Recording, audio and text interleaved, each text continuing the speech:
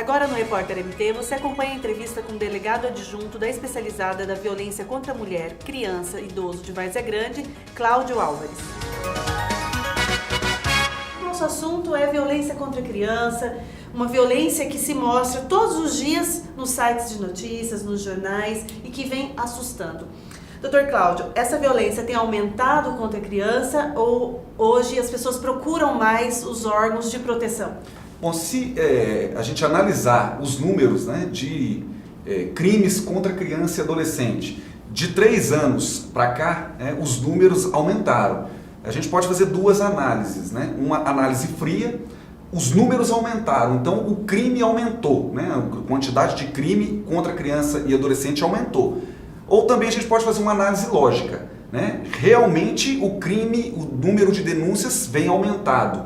Mas por quê? Porque a vítima, criança e adolescente e a família, ela sente mais segurança no poder público, né? A vítima hoje, criança, adolescente, sua mãe, o seu pai, né? Ela tem mais segurança de ir na delegacia e fazer uma denúncia, né? E isso vem aumentando os números de denúncia. Não que os crimes aumentaram, né? Os crimes, a gente acredita, né, que a quantidade de crimes sempre foi aí constante. Constante. Sempre absurdo, foi, né, isso. inclusive, porque existe violência contra a criança dessa proporção, é um absurdo. Isso, só que antes a vítima não denunciava, né? E hoje a vítima vem denunciando mais. E delegacia especializada também traz esse respaldo maior, né? Algo específico para tratar aquele tema. Isso, com a criação das delegacias especializadas, né, até a delegacia especializada da mulher, né, a nossa da criança, mulher e idoso, a vítima ela tem maior segurança de estar procurando a polícia, né? Por quê? Quando ela chega lá, ela tem todo o tratamento adequado, né? Eu tenho todos os policiais que tiveram treinamento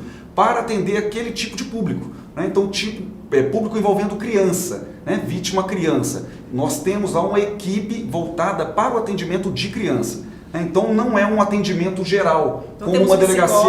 Temos assistentes sociais. Isso, na nossa delegacia nós temos um corpo, né, uma equipe multidisciplinar, formada por psicólogos, assistentes sociais, policiais femininas, né, voltadas, treinadas para esse tipo de acompanhamento de criança e adolescente vítimas de crime aí, na maioria das vezes de abuso sexual. Cláudio, qual a violência mais constante quando a gente pensa em criança? Bom, nossa delegacia, nós temos 3 crimes que ocorrem mais, né? O crime de maus tratos, envolvendo criança e adolescente, tortura, né? E temos aí, a gente fala o carro-chefe, infelizmente, né? Que são os crimes aí envolvendo abuso ou qualquer crime sexual contra criança e adolescente. Surra, maus tratos. Isso, uma surra. Surra quando é maus... Isso, a mãe que bate, né, e excede nos limites de correção, exemplo, bate com fio, bate com um pedaço de madeira, com a fivela do cinto, são casos comuns, né, que chega pra gente. Nesse caso, pode configurar maltrato, né, maus tratos. Se a mãe exagera no meio de correção, né, trazendo um sofrimento intenso e cruel para a vítima, nós temos o crime de tortura, né, e podemos ter também a tentativa de homicídio. Na nossa delegacia aí, a gente já teve vários casos, né, envolvendo criança. O pai e a mãe levam para o atendimento, né, geralmente leva para o atendimento no PA, fala que a criança caiu, só que no PA, né, o pessoal, a equipe de policiais que tem lá e da saúde também, né, já são pessoas voltadas também para isso, né, treinadas para isso. Quando chega elas visualizando que não né, lesão compatível com queda, geralmente elas já acionam a polícia militar, a polícia civil para fazer o procedimento. Então nós temos ainda casos de tentativa de homicídio envolvendo criança e adolescente. E quando é no aspecto emocional, também quando aqueles pais eles ficam torturando, falando com aquela criança, diminuindo sua autoestima, isso também configura? Bom, tudo isso pode configurar uma tortura ou maus tratos também, né? Quando também é no aspecto psicológico. Isso, no aspecto psicológico, você fica pressionando o tempo inteiro a criança, né? Então você está trazendo um sofrimento mental para a criança. Pode configurar maus tratos ou pode configurar tortura. E, doutor, existe um castigo permitido? Por exemplo, a mãe e o pai não podem de forma alguma tocar no seu filho, bater no seu filho, ou existe, por exemplo, uma palmadinha Pode? Não, Tá. não pode. O que vem mudando? Porque a gente tem a questão também cultural, que antes as pessoas corrigiam muito seus filhos, hoje não se pode dessa maneira. No entanto, as pessoas estão mais estressadas e descontam no seu filho, isso a gente vê muito, pessoas que descontam suas angústias desse mundo na criança. O que pode, o que não pode quando fala em correção? A gente teve uma polêmica com a lei da palmada, né? Que ela surgiu em 2014, mas o que acontece? A lei da palmada, ela não proíbe a palmada, né? Ela controla o tipo de surra, né? O tipo de agressão feita ao filho. É claro que uma palmadinha, no sentido de educar, a lei não proíbe. O que a lei proíbe é a surra, né? É o tratamento desumano, né? É a agressão que traz um sofrimento físico para a criança. As né? marcas. Isso, eu pegar meu filho e dar uma surra de mangueira, uma surra de fio de alta tensão, né? Ou bater com cinto, que deixa marca, deixa lesão na criança. Isso não é admitido pelo ordenamento jurídico. Né? É uma questão cultural. Antigamente eu apanhei do meu pai e da minha mãe, antigamente, e agora eu vou bater. E muitos pais chegam com esse discurso, Chega doutor, com eu apanhava assim, não aconteceu nada, eu virei uma pessoa de bem, agora não posso corrigir o meu filho. Isso, só que a gente tem que ver que os tempos mudaram, né? As leis mudaram, a sociedade vem evoluindo e hoje não é mais admitido a surra, né, como castigo. Né? Hoje não se admite mais, podendo aí configurar como crime. E tem que existir o diálogo. Isso, o mais apropriado é que a gente tenta conversar, né, orientar os filhos para evitar chegar nessa postura, chegar nesse nível. A gente vê na delegacia, quando chega a esse ponto, né, existiu a falta do diálogo anterior. Então, o diálogo entre pai e filho é muito importante para evitar chegar nesse nível. Até mesmo a gente viu aí essa preocupação que foi a história da Baleia Azul, aquele jogo virtual em que muitos pais se surpreenderam com seus filhos participando desse jogo, que é um jogo que vários passos até chegar ao suicídio. E que mostra esse distanciamento do filho do seu pai. É a falta do diálogo também. Isso, hoje as redes sociais, né, a facilidade de acesso da criança, do adolescente, até do adulto, né, nas redes sociais, trouxe vários benefícios, né, mas existe também o lado negativo. Esse jogo Baleia Azul, né, como você bem falou, existe uma distância entre pai e filho, tendo em vista a rede social. Né, às vezes a criança fica o dia inteiro no celular. E a mãe e o pai não sabem o que a criança está fazendo. Não tem acesso ao celular, né? Até que chega nesse nível. Né? O nível de um jogo Baleia Azul, em que a criança, no último passo, tem que atentar contra a própria vida. Tão sério que até o poder público, né? O judiciário, as autoridades policiais tiveram que intervir nisso para poder solucionar. Para tentar auxiliar, né? E impedir que acontecesse mais casos. Tudo isso poderia ser evitado, igual a gente sempre fala, né? Se o pai e a mãe tivessem controle e acesso aos equipamentos eletrônicos do filho. Né? Se você tem a senha, se você acessa... O senhor defende isso, que o pai e a mãe fiquem monitorando a tecnologia que seu filho está usando. Você tem que saber aonde o seu filho está acessando. Seu filho está acessando site de pedofilia? Seu filho está sendo vítima de um pedófilo pela internet? Seu filho está tendo acesso a esse jogo da Baleia Azul? Uma criança de 10 anos, a mãe tem que ter controle sobre ela. Tem que monitorar. Né? Uma criança de 9 anos, de 12 anos, né? Igual foram as vítimas aí do jogo Baleia Azul, em sua maioria, né? A mãe e o pai tem que estar controlando. Né? Tem que ter esse diálogo, tem que saber aonde o filho está acessando. Né? O filho, na minha opinião, não pode ter acesso livre, uma criança, né? Não pode ter um acesso livre onde quiser nas redes sociais. Né? E a gente tem que ter esse controle para evitar esse tipo de questão, ou evitar que crime ocorra. Os crimes virtuais estão aí, né? É uma ferramenta que que pratica crime utiliza ali livre. De forma livre. De forma livre. Isso. Voltando, doutor, o senhor disse aí da questão do abuso sexual, que é o que mais aparece, o mais frequente. Em Várzea Grande também a gente segue essa tendência. O abuso sexual é o crime mais praticado em crianças, em Várzea Grande e em Mato Grosso. Bom, em Várzea Grande, né, eu acredito que seja a relação aí do estado, do Mato Grosso, inclusive do Brasil. Né? A gente tem na delegacia, infelizmente, como carro-chefe das nossas investigações, os crimes envolvendo abuso, estupro contra criança e adolescente. Então, assim, a maioria dos casos de denúncias que entram na nossa delegacia são crimes sexuais contra criança e adolescente. E os pais, geralmente, quem pratica esses crimes são da convivência dos pais, às vezes está mesmo no seio familiar? Isso. Nós, pela análise criminal, né, que nós fazemos, existem dois tipos de agressor sexual contra a criança. né? Nós temos aquele maníaco, né? O maníaco, ele geralmente não escolhe vítima, né? Ele atinge, ele atua na oportunidade. Se aproveita da situação. Isso, tá no escuro, tá andando sozinho, eu vou pegar, né? Eu vou praticar o ato. O maníaco já tem aquela pessoa que é a maioria dos casos, né?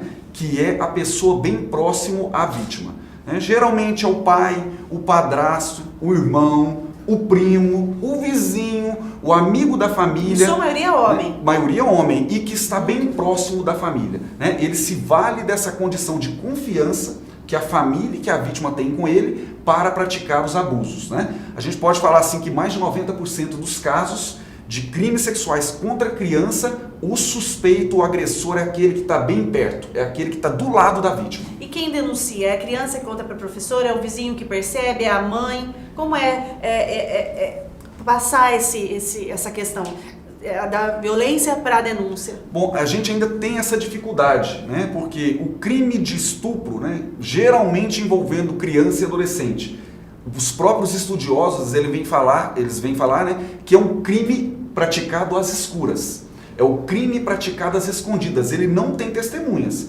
Então a gente precisa da denúncia, né? A polícia, para começar uma investigação, ela precisa da denúncia. Geralmente essa denúncia vem da vítima, da família, né? Ou a vítima comenta com um coleguinha de escola, ou comenta com o professor, né? Ou a vítima, que é a criança, ela muda totalmente seu comportamento. Então né? isso é uma maneira de nós percebermos no olhar para a criança. Quando uma criança muda o seu comportamento, a gente tem que perceber que tem alguma coisa acontecendo. Isso. Né? Pode ser várias coisas, mas há algo diferente. A criança extrovertida conversa, fala muito.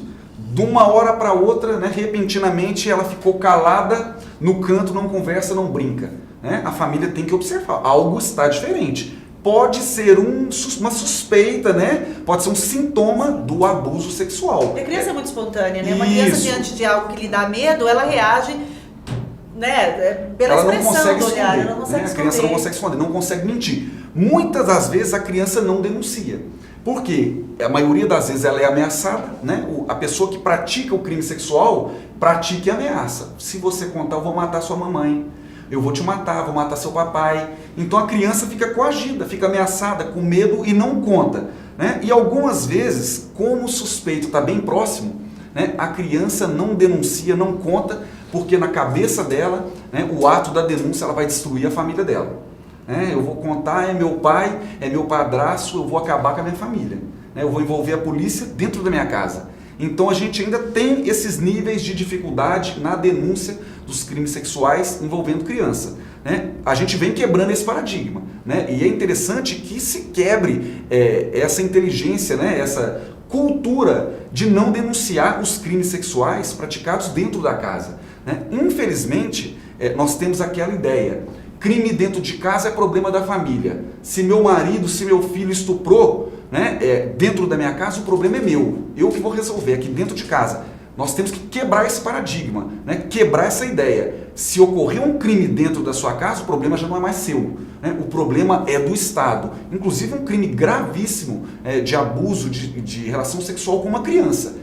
O problema não é da mãe, o problema é de polícia, é do Ministério Público, é do Judiciário, é de toda a sociedade. Já não é mais seu dentro de casa. A polícia vai entrar e a polícia vai combater.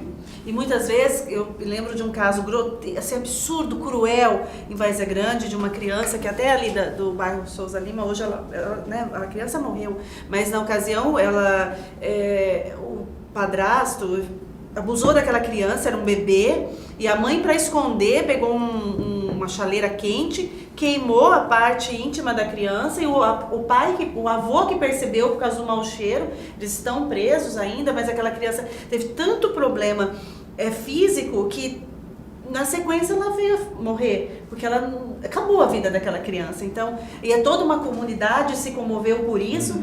Mas é preciso, assim, que essa informação repercuta, que as pessoas tomem providências e ouça o próximo, né? Tá escutando uma criança ser espancada em casa?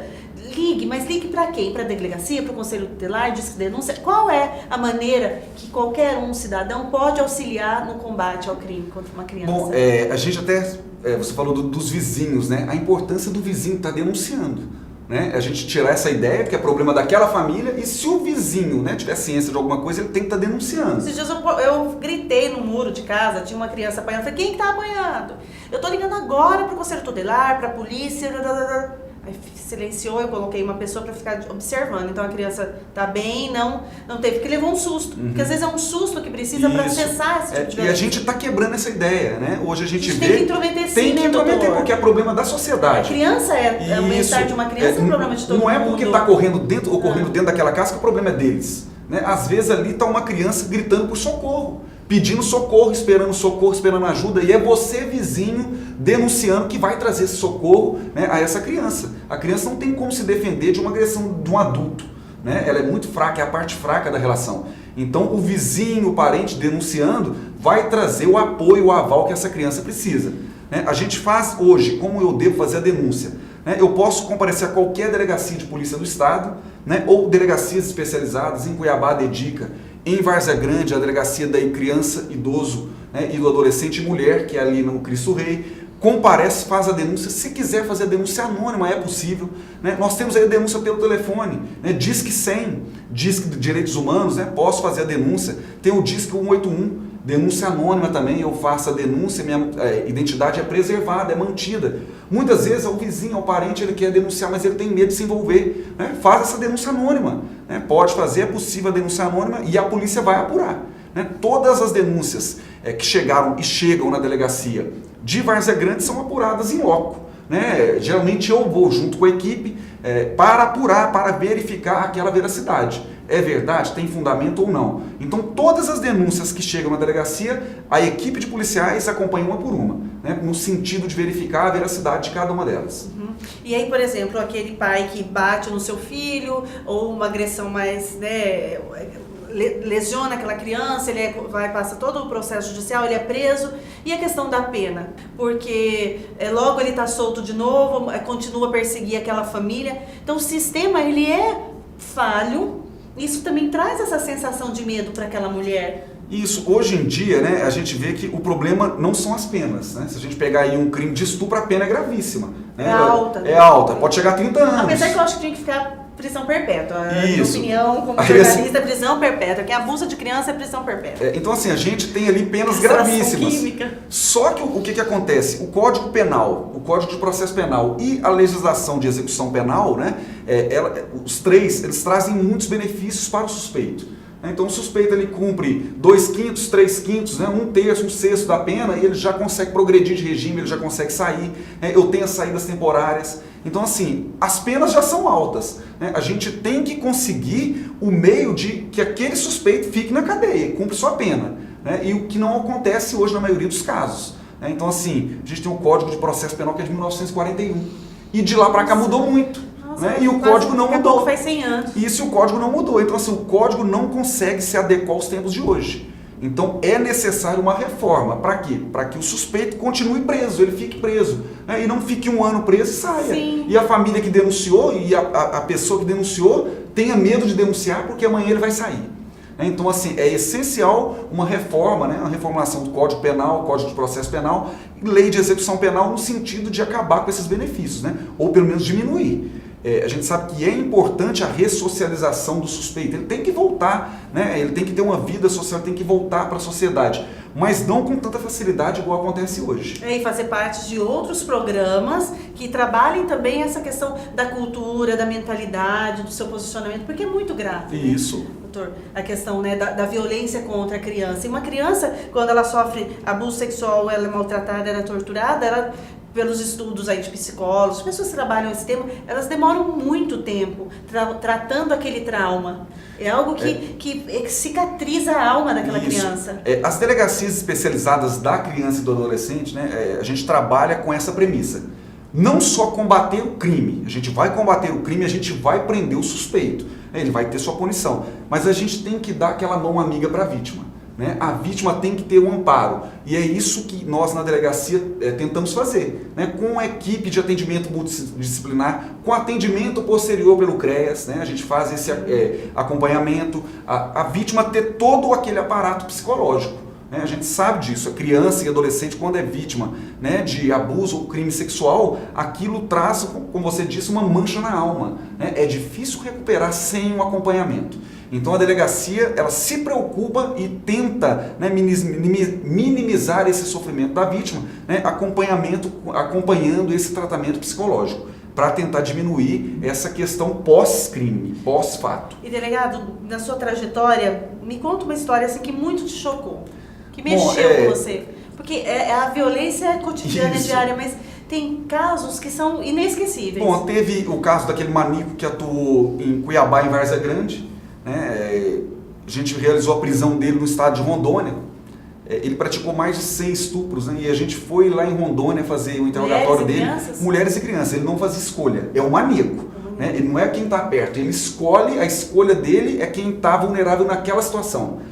E ele me disse, olhando no meu olho, ele falou: doutor, eu já fui preso 2 vezes por esse crime, né? Eu não consigo parar, eu sou doente, eu sou um fracassado perante o estupro. Se eu ver, ele falou assim, é como se eu fosse viciado em drogas, né? Me dá uma vontade de consumir a vítima de estupro e eu vou estuprar. Eu não consigo parar. E se eu fugir ou se eu cumprir minha pena, eu vou sair, vou continuar estuprando. E nesses casos, né? doutor? Infelizmente o Estado não tem aquele acompanhamento para esse tipo de suspeito. Então, como já aconteceu, provavelmente vai acontecer. Ele vai sair, vai praticar mais crimes. Né? Crimes de estupro envolvendo vítimas, crianças, adolescentes e adultas também. E quando geralmente de dentro, né, da família, o pai, porque o pai, né, porque o padrasto, o pai tem aquela biológico ali, viu aquela criança. Existe depois o arrependimento ou é bem cinismo, irônico? Bom, o medo de ir preso e depois não ir preso e ser vítima de violência, porque tem toda uma história aí de domínio popular que as pessoas falam que quando o estuprador vai para a cadeia, ele é ali abusado. Hoje em dia, né, dentro do sistema penitenciário, já tem situações para minimizar esse tipo de agressão contra o suspeito. Mesmo assim, né, um crime sexual envolvendo mulher, criança ou adolescente, ele não é aceito nem pela população carcerária, nem o preso, né, aquele que está ali cumprindo pena, pelo pior crime que seja, ele não admite, não aceita o estuprador. Né? Então, assim, na maioria dos casos, o suspeito de crime contra criança e adolescente, crimes sexuais, ele não confessa. Ele tem medo disso, ele tem medo, porque ele sabe que quando for para o sistema penitenciário, provavelmente vão cobrar essa pena dele. Ele abusa, mas não quer ser abusado. É um mundo paralelo, né? Uma lei paralela que existe dentro da carceragem. O preso não aceita. E por isso quem pratica esse tipo de crime, ele nega, ele não confessa. Mesmo tendo todas as provas, mesmo você demonstrando, inclusive com filmagens, ele vem a negar, ele fala que não foi ele, que não foi aquilo, que a polícia está entendendo errado. Né? Porque atrás daquilo tem um medo. Então ele não confessa. E, delegado, o que se pode fazer no aspecto de prevenção com essa geração que está vindo por aí, para a gente mudar a cabeça, para que não existam esses agressores no amanhã? O que pode ser feito? Bom, a gente vem sempre falando, né? O principal é o diálogo dos pais com os filhos. Né? A gente não pode ter mais essa barreira de falar de sexo, de falar de sexualidade, né? Os pais não falam de sexualidade. Os pais não falam, ainda existe essa barreira. Hoje menos, né, do que antigamente. Mas hoje vem quebrando, vem superando isso aí. Até porque, muitas vezes, para chegar no abuso sexual, há toda uma trajetória que é aquele, porque tipo, o estuprador chega ali na ocasião, já vai estuprar, mas às vezes aquele vizinho, ele vai primeiro um dia é um toque, outro dia, até alcançar a conjunção carnal. Então, quando a criança não tem informação nenhuma do que é a sexualidade, ela nem sabe o que está sendo. Ela não sabe o que está acontecendo e não conta para os pais, não conta para o responsável, né? Então, é importante os pais, né, o responsável por aquela criança, o adolescente, está conversando, está explicando, né? Isso aí, pessoal, não é roteiro de novela, não é filme. Isso acontece todo dia. Na minha delegacia em Várzea Grande, na delegacia que nós trabalhamos, né, delegacia de Várzea Grande, todo dia tem no mínimo 3 denúncias envolvendo abuso sexual contra criança e adolescente. Então é um caso que acontece, é comum, infelizmente, né? E os pais têm que passar essa ciência para os filhos. Né? O filho tem que confiar no pai ou na mãe, né? Para quê? Quando começar a aproximação do pedófilo, o filho ter a confiança de contar para o pai. né? E não ter o medo, eu vou contar e ainda vou apanhar. E se é alguém da família, que conte para o outro. Isso, que conte e procure a polícia. Né? Então, conte para a professora. Isso, para a professora. Porque a professora também tem um papel super importante, né, na vida da criança. Muitos geralmente, casos também chegam através da escola, né? Porque hoje em dia, né, a gente tem um mundo globalizado, pais e mães trabalhando, a criança fica mais tempo com a professora do que com a família, né? A gente pega crianças em horários integrais, ela só vai em casa para dormir, então ela passa o dia inteiro com a professora, com a tia da escola, né? E ela tem confiança e conta para a professora da escola, né? É importante, e a professora vai reportar esses fatos para o conselho tutelar ou na própria delegacia de polícia. E como é importante falar de sexualidade, porque muitas vezes a adolescente, ela está sendo explorada sexualmente, mas né, ela pensa que não está, que ela não é vítima. Muitas vezes ela ganha um presente e acredita que está tudo bem, se sente até amada, e quando na verdade é uma exploração sexual de adolescente. Isso, no caso de crime de exploração sexual, né, envolvendo adolescentes, a gente tem grande dificuldade na denúncia, né, na investigação em si. Porque geralmente é aquele suspeito que se aproveita da vítima adolescente, né? E em troca do sexo ele dá presentes, né? Ele dá um telefone caro, ele dá uma viagem, ele paga um jantar, ele paga um passeio, né? E a vítima, que é adolescente, ela não se enxerga como vítima naquela situação, né? Na cabeça da vítima ela está fazendo uma troca. Eu estou ganhando presentes e estou mantendo relação sexual, né? Então assim, a vítima, ela nesse caso dificulta a investigação. Por quê? Tem a denúncia, né? A gente desenvolve todo o aparato policial para apurar. Quando chega na vítima, ela nega os acontecimentos, né? Porque a vítima quer proteger o suspeito, que para ela não é vítima e nem ele é o suspeito, ele é o amigo, ele é a pessoa boa, que está dando tudo aquilo que a família não teve condição de dar e que ela não tem condição de ter. Então a vítima, nos casos de exploração sexual, ela tende a proteger o suspeito, né, e negar o crime, o que dificulta a investigação da polícia. Por isso que essa informação é importante, né? Por isso que a informação é importante, está denunciando, está passando, né, as informações para as autoridades policiais, para a polícia, para conseguir apurar a fundo esse tipo de crime. E doutor, em classes sociais menos favorecidas, né, com valor econômico menor, esses tipos de crimes são mais explícitos? Bom, existe essa lenda, né, que é o crime de exploração sexual, o crime de violência sexual contra criança e adolescente, estupro, por exemplo, de vulnerável, né, isso acontece mais na população com renda mais baixa. Né, e isso não confirma, né, a gente vê que existe em todo tipo de classe social. Classe A, classe C, B, D, né? Existe então tanto da população rica, população de classe média e a população pobre, né? É claro, eu não posso ser hipócrita, né, que a população pobre tende a denunciar mais, né? A maioria das denúncias que nós temos na delegacia, sim, é de classe mais baixa, né? Mas a classe mais alta, ela tende a não estar denunciando, tende a resolver o caso no seio da família até para não se expor, né? É um problema que a gente ainda tem. Né, a denúncia do crime envolvendo sexo, né, estupro de adulto ou de criança e adolescente, ele causa um escândalo processual. Né? Muitas vezes a família ou a vítima, ela prefere não denunciar, não procurar a denúncia, porque o escândalo que aquele processo, aquele inquérito vai causar na vida dela, né, é muito pior do que o suspeito impune. Então ela prefere deixar impune, mas que a vida dela continue ali quietinha. Então existe ainda esse tabu, o escândalo que o processo causa na vida da vítima, a vítima prefere não denunciar, deixa como está. E o olhar daquela criança, aquele olhar triste, continua. Continua, né? Infelizmente o senhor se depara isso diariamente? Diariamente nós temos denúncias, né? Mas geralmente hoje em dia o povo está denunciando mais. Eu falei, a gente está quebrando esse tabu de denúncia, está quebrando aquele paradigma que problema dentro de casa a família que resolva. Hoje o vizinho está denunciando, o Conselho Tutelar de Várzea Grande tem um papel magnífico, né? O pessoal trabalha muito, mesmo na maioria das vezes sem estrutura, né? Mas trabalha muito, vai a fundo. Então assim, o Conselho Tutelar tem um trabalho fundamental nesses casos de apuração de crime sexual envolvendo criança, né? Eles vão a fundo, se tem qualquer denúncia eles vão, procuram saber como está a relação da família com a criança, né? Se existe veracidade. Então assim, nós hoje temos todos os aparatos do Estado para combater esse tipo de crime e apurar as denúncias.